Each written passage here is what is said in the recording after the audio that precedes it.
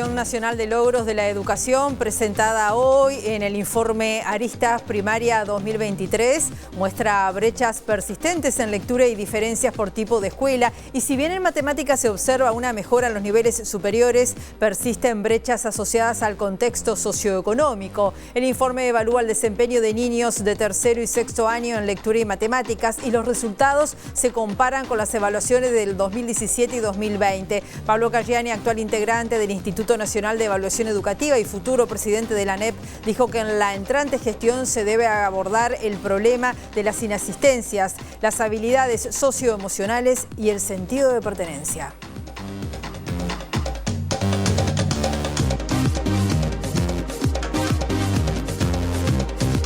¿Qué tal? ¿Cómo están? Bienvenidas, bienvenidos a MBD Noticias. Comenzamos con información con 29 grados a esta hora aquí en Montevideo. Una jornada que va a seguir con el cielo nuboso, con periodos de cubierto, probable formación de tormentas aisladas y las temperaturas, por cierto, muy altas. Vientos soplando del sector norte, al este, entre 20 a 40 kilómetros por hora, con rachas de 50 kilómetros por hora y ocasionalmente superiores. Y la máxima anunciada, 33 grados. Estamos viendo algunos de los puntos de la capital que presentan algunos problemas. En Gronardo, entre General Flores y San Boa, hay obras de saneamiento. En Miguelete, desde Fernández Crespo hasta Arenal Grande, también allí están haciendo un trabajo de reparación de pavimento. Raúl Batgen, entre Máximo Tajes y Antonio Bacchini, hay carga y descarga hasta las 17 horas.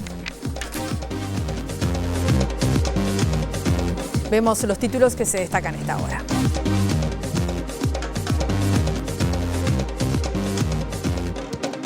El gobierno electo citó para este lunes a la hora 17 a los dirigentes de la futura oposición para una reunión en la que le entregará la propuesta de cargos disponibles en los organismos descentralizados y empresas públicas.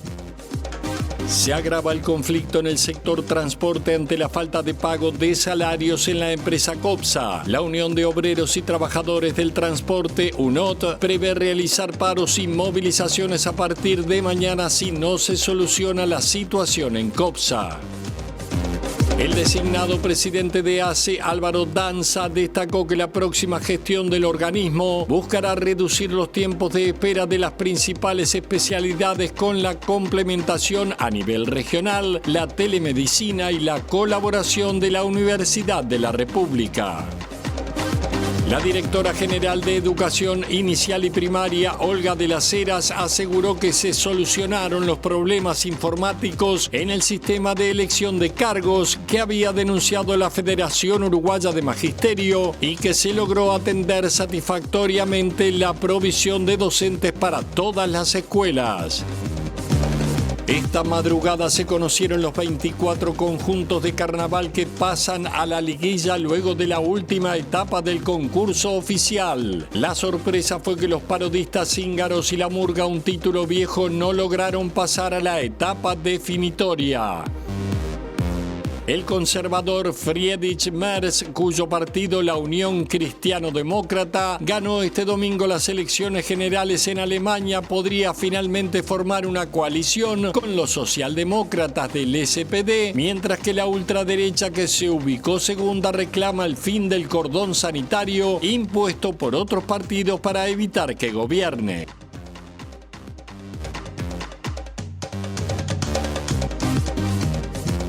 El gobierno entrante citó para este lunes en la tarde a la futura oposición para una reunión en la que va a entregar la propuesta de cargos disponibles en los organismos descentralizados y empresas públicas. A través de una carta, el designado secretario de la Presidencia de la República, Alejandro Sánchez, convocó a los partidos Nacional, Colorado, Cabildo Abierto, Independiente y también a Identidad Soberana, que ya adelantó que no prevé asumir roles de gestión.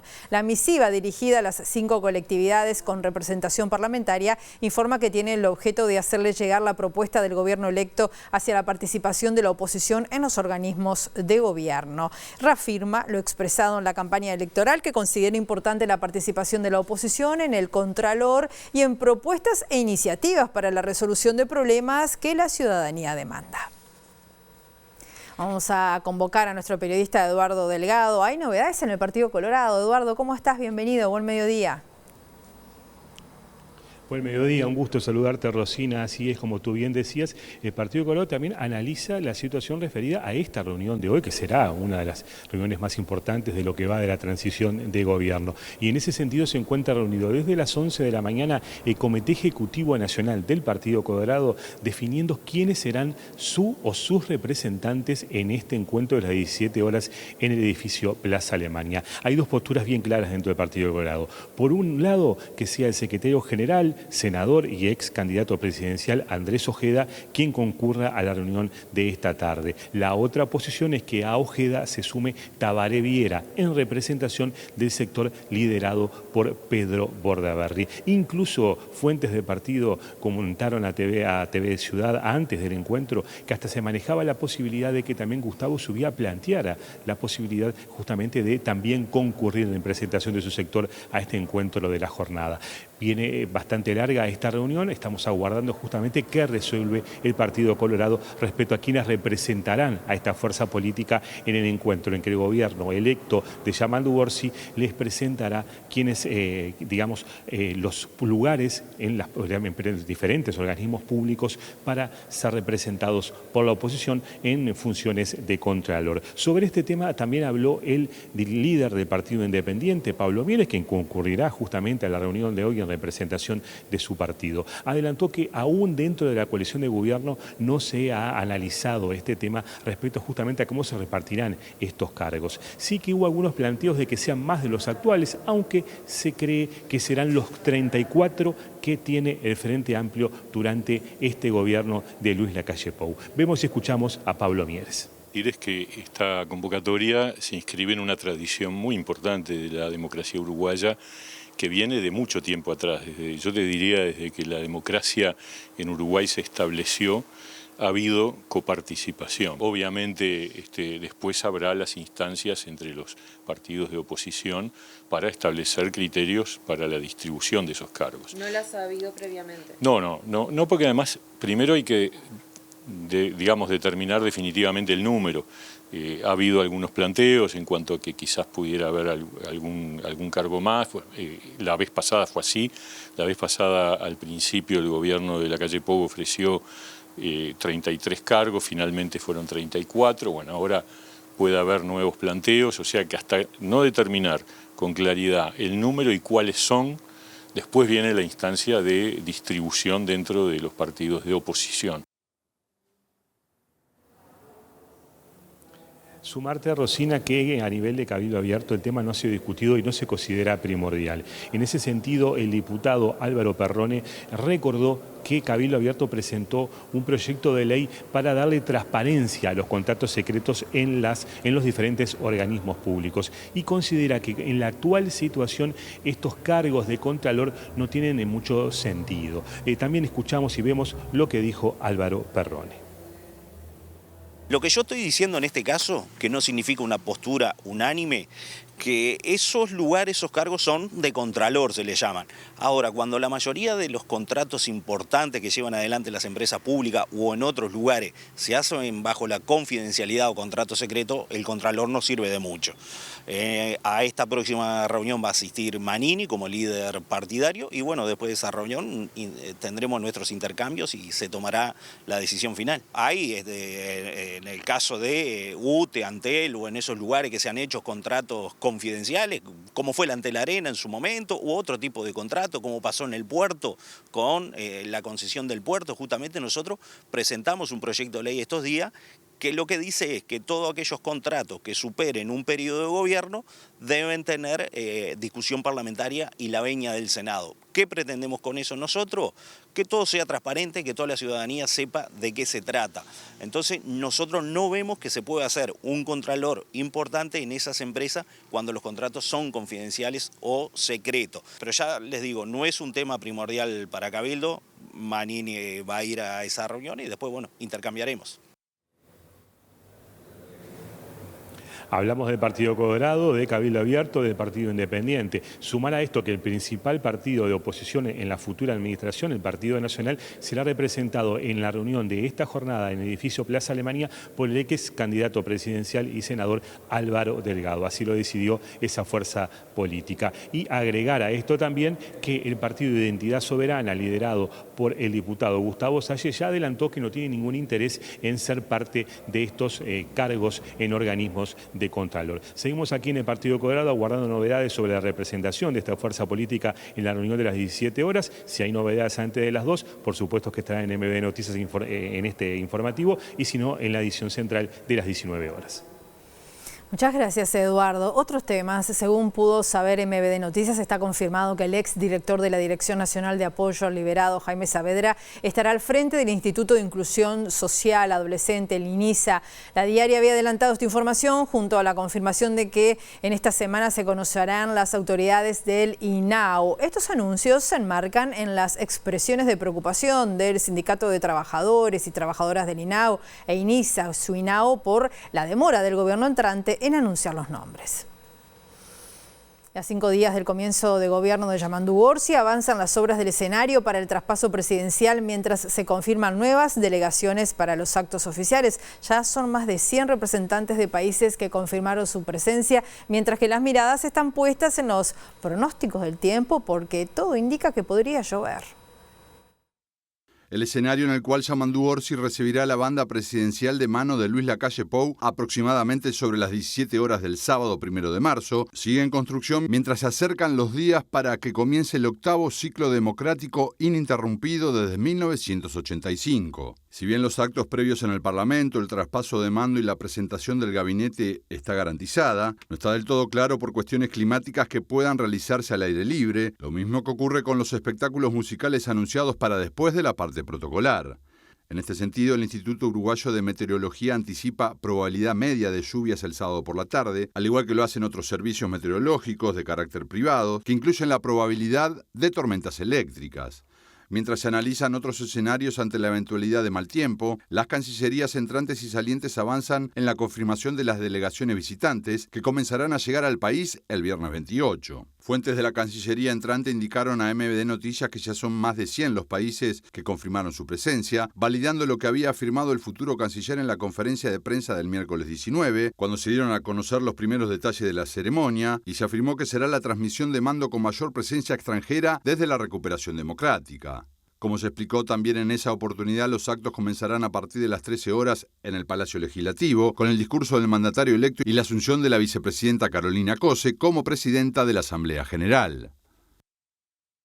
Presidentes y representantes extranjeros van a visitar el Parque Tecnológico del Latu, la sede del Plan Ceibal, el domingo 2 de marzo, un día después de la asunción presidencial de Orsi y del comienzo de su gobierno. Según informaron desde el equipo de Orsi, personalidades destacadas de países como Alemania, Armenia, Guatemala y Reino Unido se van a quedar hasta el otro día para visitar este lugar. El objetivo de la actividad es la difusión de esa innovación educativa nacional por la que nuestro país se destaca desde el año 2007 a nivel internacional. A su vez, es una oportunidad para explorar posibles modalidades de cooperación en materia de inteligencia artificial y para las nuevas generaciones de Uruguay al mundo y del mundo hacia Uruguay, dice la comunicación. Van a ir al Latu el presidente y vicecanciller y embajador de Armenia en Uruguay, presidente y canciller de Guatemala, la baronesa, su secretaria parlamentaria y ministra de Estado del Ministerio de Asuntos Exteriores y de la Mancomunidad de Naciones del Reino Unido. Además, se indica que Laura Alonso Pérez, la esposa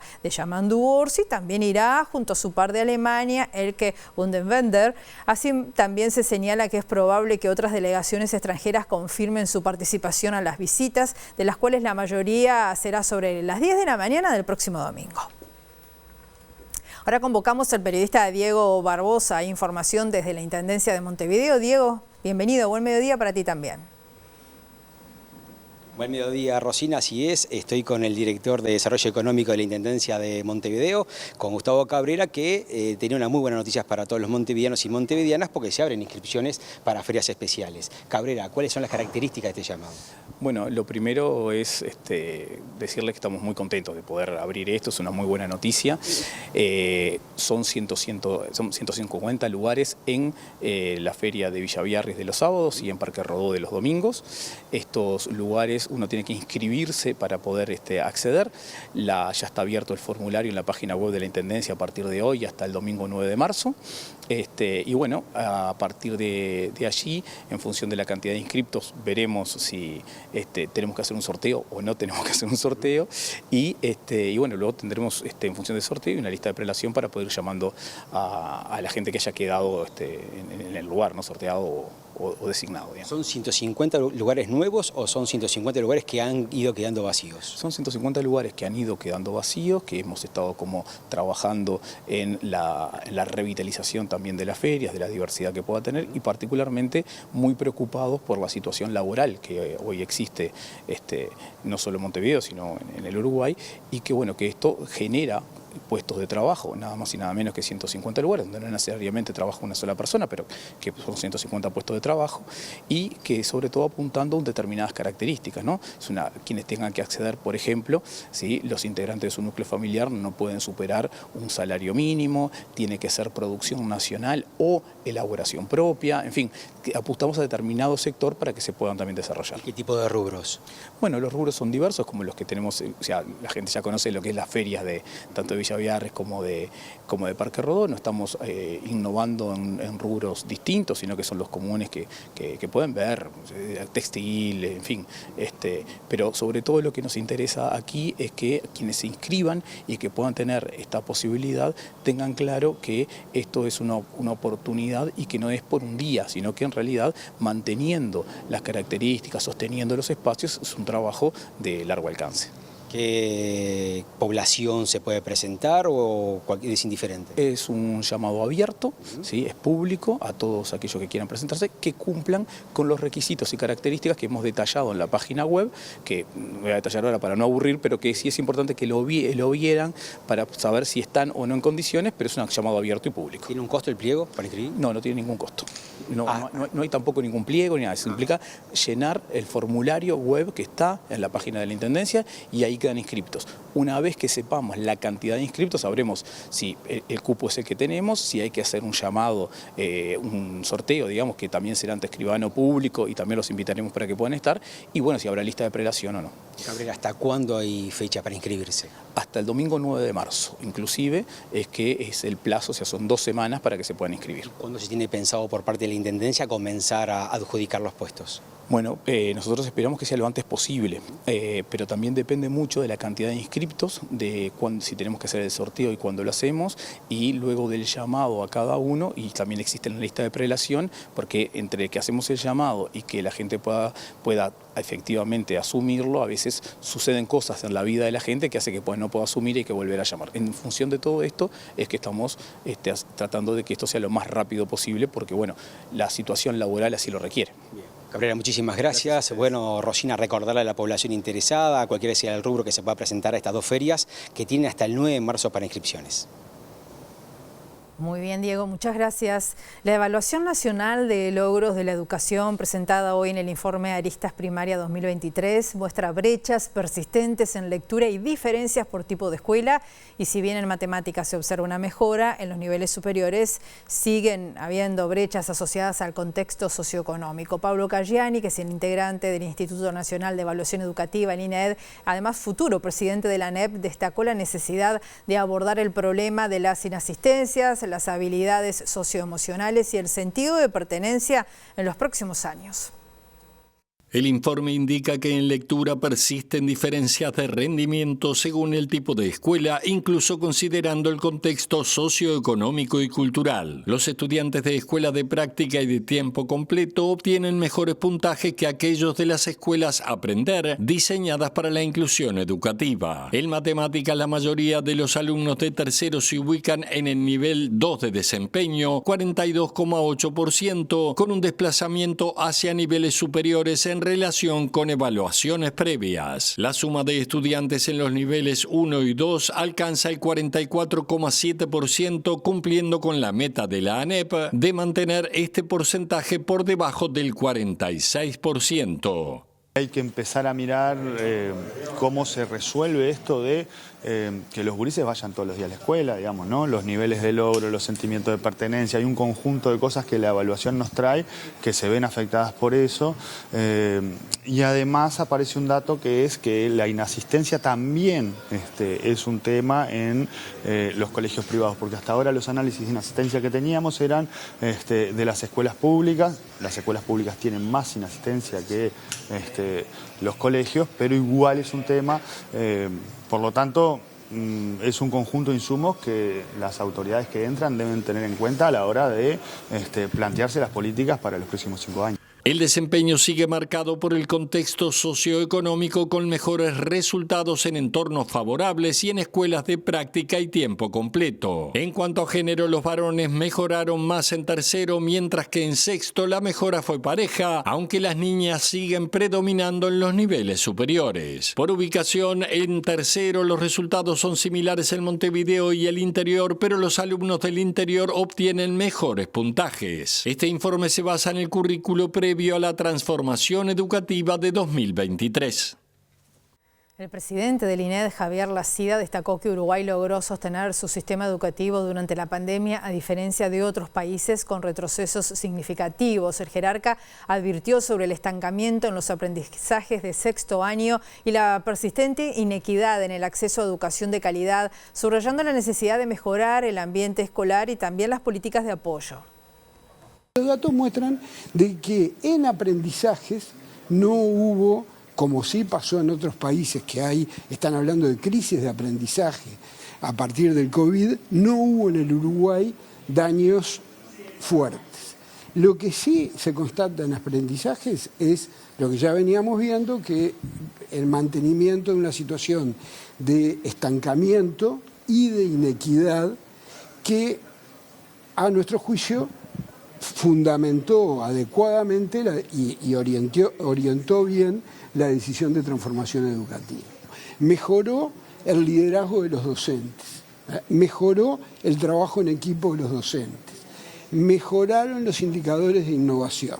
Hay sí incomodidad, desacuerdos y sentimiento de sobrecarga de parte de los docentes por la transformación. Uno diría, es difícil que un proceso de cambio no tenga estos ruidos. El asunto es irlos canalizando, es tomarlos en cuenta, por eso es bueno medirlos, por eso es bueno tener los datos y ver cómo se van ajustando. Pero en realidad los indicadores de trabajo, de lo que hacen los docentes, empiezan a cambiar. La Dirección de Formación Técnico Profesional, UTU, presentó el Plan Bachillerato Técnico Profesional en la modalidad Trayecto Acelerado. Está dirigido a personas mayores de 27 años que quieran finalizar la educación superior mediante un curso intensivo. Las personas interesadas tienen que acreditar 3 años de experiencia laboral en un área vinculada a un trayecto formativo de las orientaciones del Bachillerato Técnico Profesional a las que aspiren y haber aprobado educación media básica. Es una oferta destinada a personas adultas, quizá alejadas del sistema educativo, pero que tienen una experiencia profesional, laboral, que pueden acreditar para empezar, y por otro lado, porque se les ofrece mucha flexibilidad para rendir lo que tradicionalmente denominamos las asignaturas teóricas, y de esa forma llegar a tener el título de bachiller. Ustedes han visto estos días pasados que una de las variables que se ha tomado en el último estudio del Instituto Nacional de Estadística es el bajo nivel educativo de las personas o de algunas personas. De esta manera promovemos que se reconozcan los conocimientos, que se habilite a mejores puestos de trabajo y que se continúe con la posibilidad de seguir estudiando. ¿Cómo se ha trabajado desde la ANEP y del sistema educativo justamente en recuperar esta población, digo, más allá de esta experiencia puntual? Bueno, hay muchos sistemas de acreditación, hay, como lo hubo siempre, cursos nocturnos, hay cursos semestrales, hay la posibilidad de seguir a distancia, es decir, que tanto de manera sincrónica como asincrónica, se puede a través de internet acceder a las clases y después rendir los exámenes. De modo que es una muy buena combinación de elementos tradicionales, convencionales y novedosos, pero sobre todo pensando en el estudiante, reitero, en sus posibilidades laborales y en sus posibilidades de seguir estudiando y pensando en el país todo, ¿verdad?, para mejorar nuestra fuerza de trabajo. La directora general de Educación Inicial y Primaria, Olga de las Heras, afirmó que se solucionaron los problemas informáticos en el sistema de elección de cargos que había denunciado la Federación Uruguaya de Magisterio. La jerarca destacó que se implementó un nuevo sistema que pudo tener algún error, pero que fue solucionado rápidamente. Nosotros aplicamos una innovación porque sabemos que tenemos que avanzar hacia cambios en lo que es el uso de nuevas tecnologías. Hicimos selecciones de cargos para evitar a veces más largas esperas. Lo hicimos a través de un sistema que se llama ELECAR. En este momento hemos cubierto todos los cargos de maestros en todas las escuelas.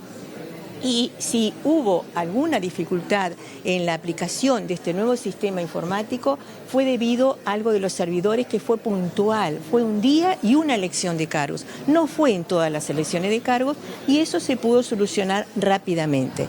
Y en cuanto a las inscripciones, que fue otro tema informático, nosotros hicimos 2 fases de inscripciones, una el año pasado, que fue en el mes de octubre, y ahí llegamos a aproximadamente 40.000 inscripciones de niños. Cuando hablamos de inscripciones hablamos de niños nuevos que entran al sistema, porque las demás pasaje es pasaje de clase a clase, como se acostumbra cuando pasa de un grado a otro. Luego en febrero tomamos otro periodo de inscripciones de 3 al 21 de febrero, en la cual llegamos casi 4.000 inscripciones más. Hay que tener en cuenta que esas inscripciones son niños que vienen de colegios privados, algunos de ellos, o niños extranjeros. Nosotros en este momento, el viernes 21, hicimos una reunión con todo el equipo de la División de Tecnologías Educativas y con todo el equipo nuestro de primaria, a poner a punto de cómo estamos. Estaban representantes de la FUN que participaron, donde evacuaron sus dudas, le contestamos las dudas que tenían, que los directores podían ver los cupos a partir del sábado para ver cómo distribuían en las clases. O sea que en esta semana los directores están trabajando. Y hoy, al mediodía, quedamos de intercambiar con la FUN cuáles eran los puntos que ellos decían puntualmente en qué escuela y cuál situación. De las Heras agregó que bajo ningún concepto hay una situación caótica y que todo se está trabajando con mucha responsabilidad. La plataforma Infancia y Adolescencias, PIA, se reiteró su preocupación por las cifras alarmantes en materia de violencia hacia las infancias. En ese sentido, su representante Jimena Gianni remarcó que como sociedad estamos en una situación de emergencia. Fue muy paradójico y felizmente que el 6 de febrero sacamos el comunicado y desde el 6 de febrero a la fecha ya tenemos 4 niños, niñas, adolescentes baleados, entre ellos un niño de 4 años. Entonces, vaya si será una emergencia, vaya si será algo para pensar y bueno, esto también hacemos como alguna suerte de sugerencias también en este comunicado, en lo que venimos trabajando desde hace mucho tiempo, ¿no? Es una situación que está muy presente en los territorios, en los barrios donde trabajamos, es algo que lo vivimos a diario, es algo que también lo venimos denunciando a partir de estas placas, que también es un subregistro, lo queremos aclarar, ¿no? Porque trabajamos con lo que sale en los medios de comunicación. Nosotros en el relato, en las entrevistas que sostenemos en el cotidiano, nuestra labor, tenemos acceso a más información que no es reportada por los medios de comunicación y también otra cosa es que bueno, que están este subregistro también responde a Montevideo, ¿no? ¿Qué pasa en el resto del interior del país? Que también suceden situaciones del estilo, capaz que en menor medida, pero sí está presente y eso también nos tiene que alarmar. En ese marco, Gianni afirmó que se pidió una reunión con las autoridades de gobierno salientes y entrantes, pero aún no han tenido respuesta. segundo bloque de MBD Noticias. Continuamos con información con 29 grados a esta hora aquí en Montevideo. La próxima gestión de la Administración de los Servicios de Salud del Estado, de ACE, buscará reducir los tiempos de espera en las principales especialidades con la complementación a nivel regional, la telemedicina y la colaboración de la Universidad de la República. Así lo dijo hoy aquí en diálogo con MBD Noticias el designado presidente del organismo. Hablamos del doctor Álvaro Danza, quien destacó que ACE está llamada a ser el buque insignia del sistema de salud del país. Está llamado a jugar un rol determinante en el sistema de salud, a ser el buque insignia del sistema sanitario, a ser el mejor prestador, a tener atenciones de ciertas patologías de referencia nacional a lo largo y ancho del país. Psiquiatría, psiquiatría infantil, neuropediatría, fonoaudiología y fisioterapia son las áreas con mayores demoras de asistencia, con fuerte apuesta a la regionalización de ACE. Ahí hay un nudo que hay que resolver.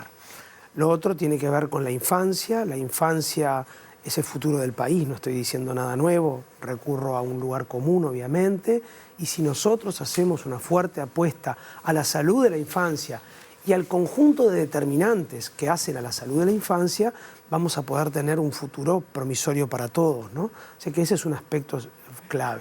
El otro asunto muy claro es lo que tiene que ver con la rehabilitación. Tenemos debilidades en la rehabilitación. Si miro la realidad de ACE, eso es aún un poco más preocupante. Las listas de espera o la demanda asistencial en espera y el asunto de los medicamentos son dos nudos que va a haber que prestar atención a ellos. Van a haber varias modalidades para descomprimir las listas de espera. Una es esta que dije, complementación intrarregión. Punto 2, la telemedicina.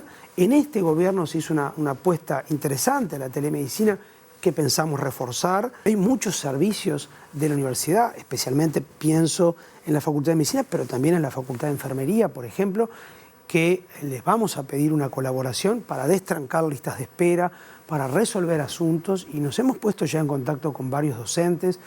Danza dijo que los recursos que dispone ACE no son pocos y no descarta pedir refuerzos al Ministerio de Economía para llevar adelante los cambios en el prestador de salud. Desconoce aún el monto de la deuda que mantiene el organismo, que puede comprometer parte del presupuesto 2025.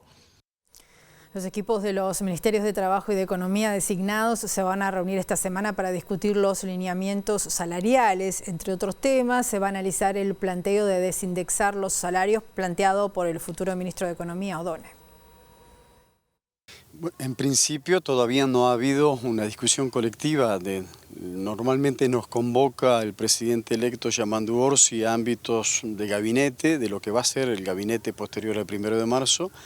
Y este tema todavía no se ha instalado, pero sí la semana que pasó con Gabriel O'Donnell, que va a estar integrando el Ministerio de Economía, acordamos crear un ámbito que van a empezar a estar trabajando esta semana para ver todo lo que son los lineamientos de los consejos de salarios. El tema de ajustar los salarios independientemente de lo que esté pasando en la economía no es nuestra concepción, porque el que está pagando entonces los costos de un déficit fiscal o un costo de la economía es el poder de compra de los trabajadores. Nosotros no estamos dispuestos a que sean los trabajadores y las trabajadoras, más todavía en momentos de salarios comprimidos, que sean los que estén pagando el precio de un ajuste, ¿no?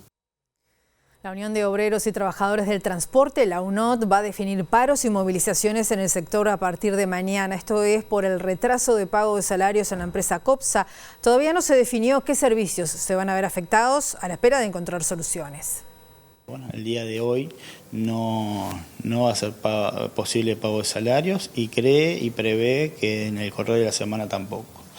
Ella lleva un reclamo hacia las autoridades del Ministerio de Transporte, que bueno, lo podemos llegar a entender, pero nos sigue complicando a nosotros los trabajadores con el tema del pago de salario. A los trabajadores netamente dependientes se le debe 3 millones de pesos al día de hoy y no tienen previsto pagos por lo menos lo que resta de la semana.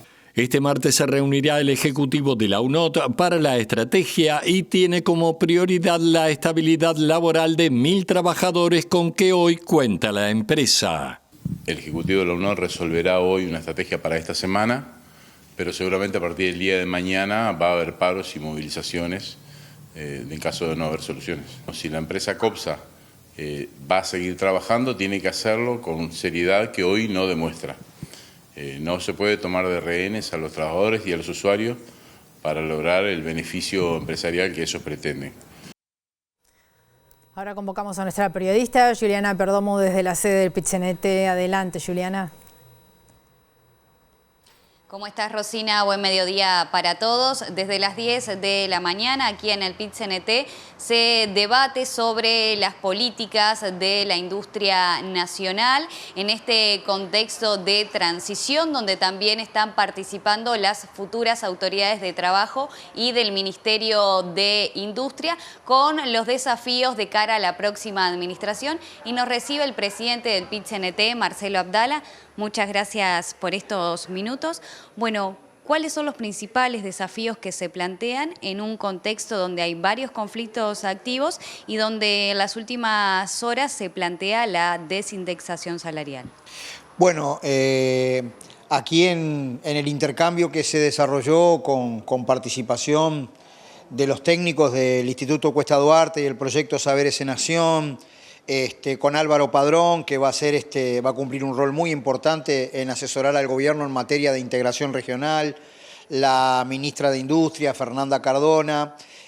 Bueno, quedó claro que en cada proceso de crecimiento del Producto Bruto Interno, impulsado por los precios internacionales de las materias primas y los commodities sin demasiada industrialización, se desarrolla de manera latente un periodo de crisis.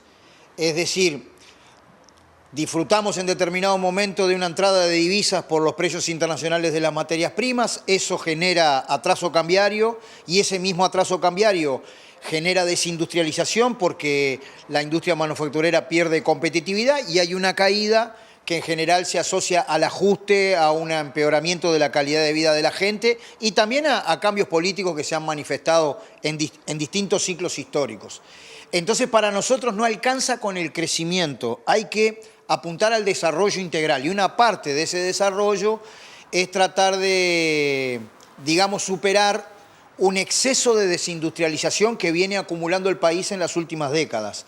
En el año 90 la industria manufacturera era el 26% del Producto Bruto Interno y hoy apenas llega al 10%. La cantidad de trabajadores involucrados en la industria manufacturera ha decrecido.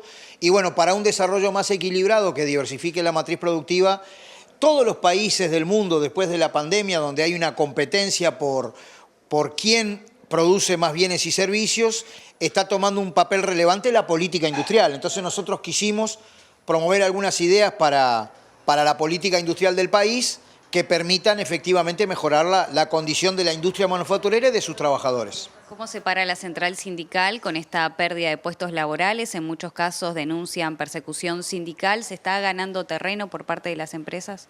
Sí, hay un problema país y es que en definitiva queda muy presa la inserción internacional del país a los precios internacionales de las materias primas.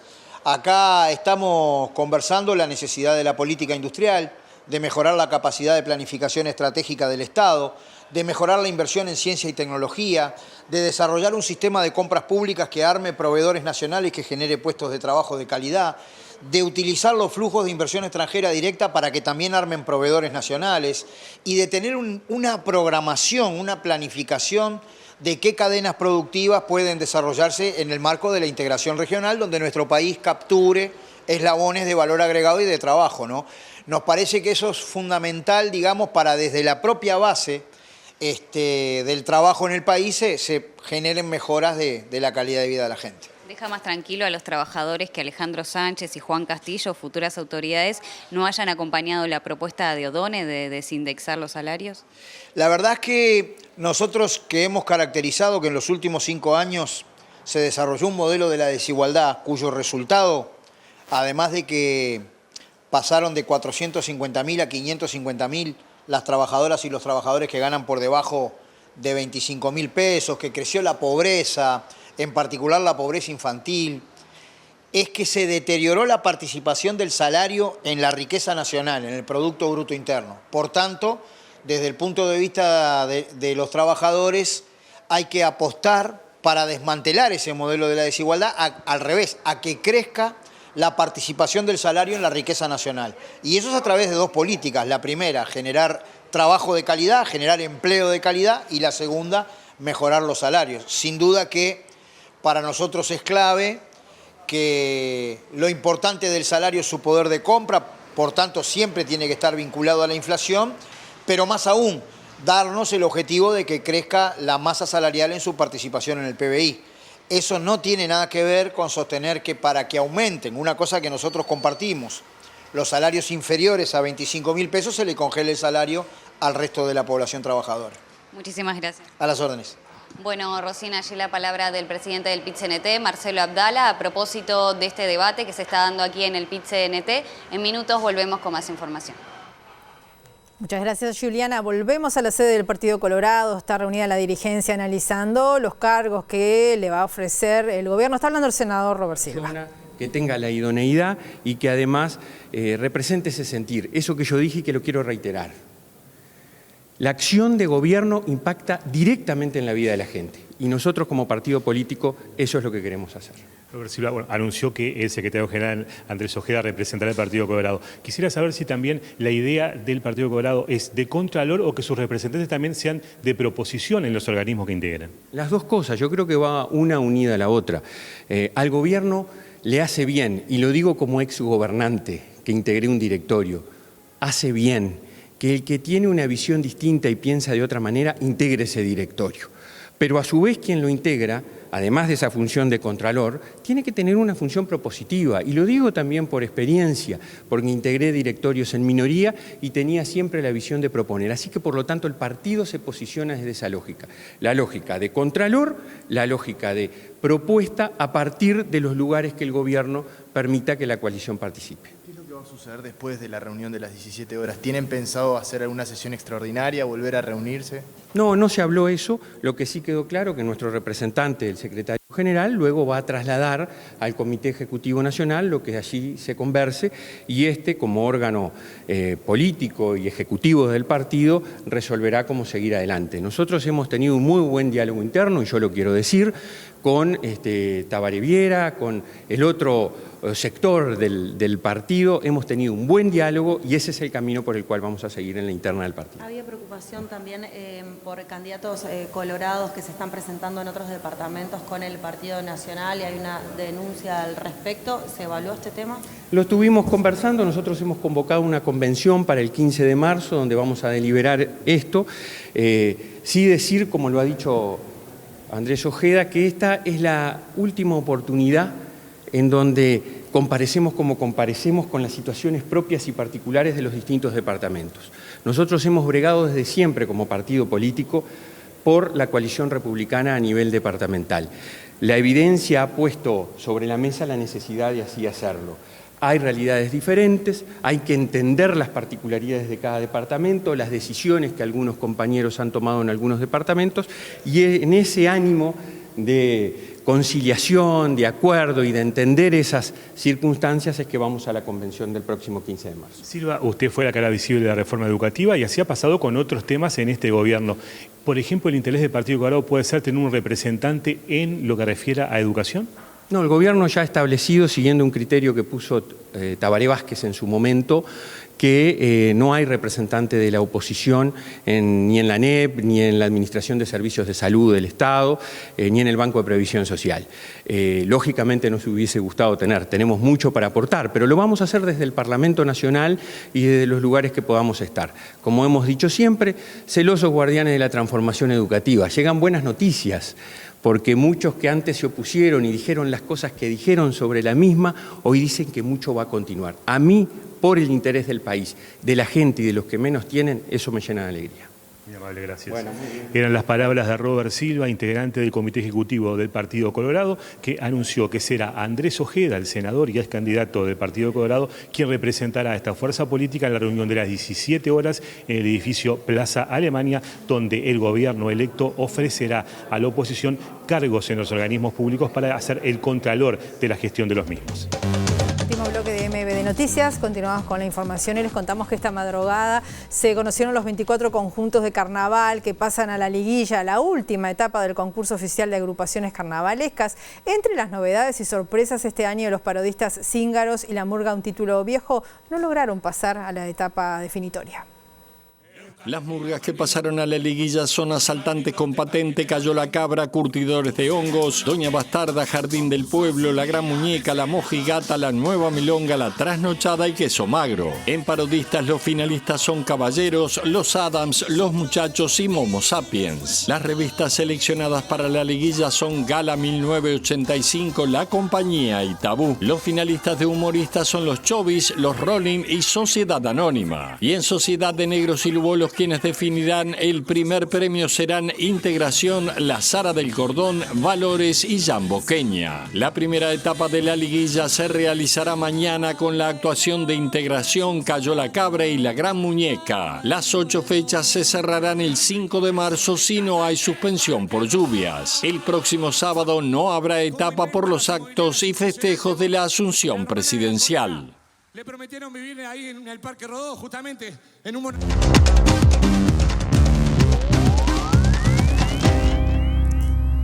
El conservador Friedrich Merz, cuyo partido, la Unión Cristiano-Democrática, CDU, ganó este domingo las elecciones generales en Alemania, podría finalmente además formar una gran coalición con los socialdemócratas del SPD. La ultraderecha, que se ubicó en segundo lugar, reclama el fin del cordón sanitario impuesto por otros partidos para evitar que gobierne.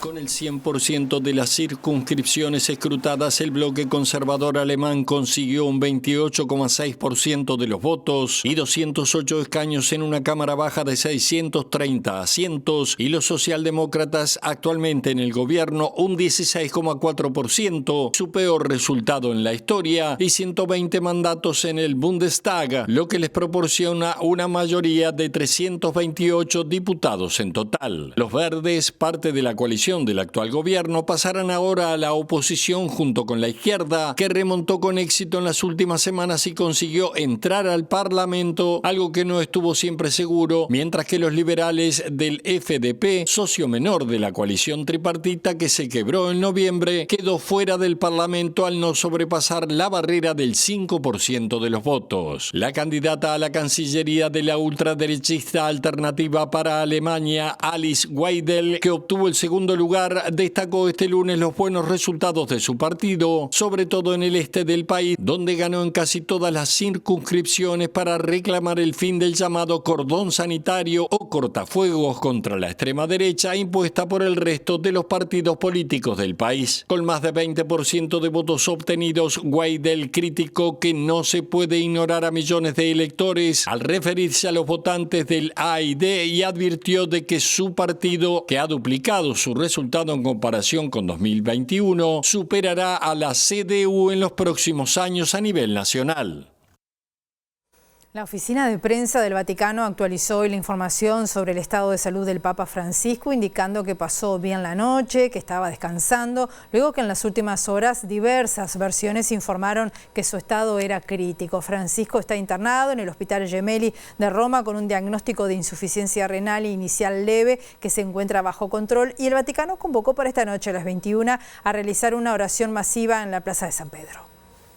La noche ha transcurrido bien, el Papa ha dormido y está descansando, fue el escueto comunicado que emitió la oficina de prensa del Vaticano a primeras horas de la mañana. Más tarde se supo a través de fuentes vaticanas que se despertó y que su humor es bueno y se alimenta con normalidad. El Vaticano convocó a una oración masiva en la Plaza San Pedro. Los cardenales residentes en Roma, junto con colaboradores de la Curia Romana y de la Diócesis Capitalina, se reunirán esta noche en la Plaza de San Pedro para rezar el Santo Rosario por la recuperación del pontífice. La iniciativa está convocada para las 21 horas. Será presidida por el secretario de Estado del Vaticano, el cardenal Pietro Parolin, y busca manifestar su solidaridad con el Papa internado desde el 14 de febrero debido a una neumonía bilateral. Nos vamos, volvemos a las 18:55 nuestra edición central, o mañana también a las 8 a la primera hora. Que pasen muy bien.